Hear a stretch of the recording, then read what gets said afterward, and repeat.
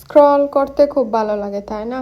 একটু থামেন, আমার কথা শুনুন। স্ক্রলও করবেন, লাইভও করবেন, এটা কেমন হয়? এই যে স্ক্রলিংয়ে আপনার সময়টা কাটাচ্ছেন, এটা খুবই ভালো যায়। ইভেন আমি নিজেও এরকম ছিলাম। আমি কাজ শেষে যখন রিল্যাক্স ফিল করতাম, তখন ফোন হাতে নিয়ে স্ক্রল শুরু করতাম। একটার পর একটা ভিডিও দেখতাম, কখনো ফানি ভিডিও, কখনো হচ্ছে ব্লগ, কখনো স্যাড কোনো স্ট্যাটাস পরে এইসব করে সময় নষ্ট করতাম। That's it. আবার বিজি লাইফে ব্যাক করা। স্ক্রলিংয়ের মাধ্যমে কি পেয়েছি? নাথিং, কিছুই পাই নাই।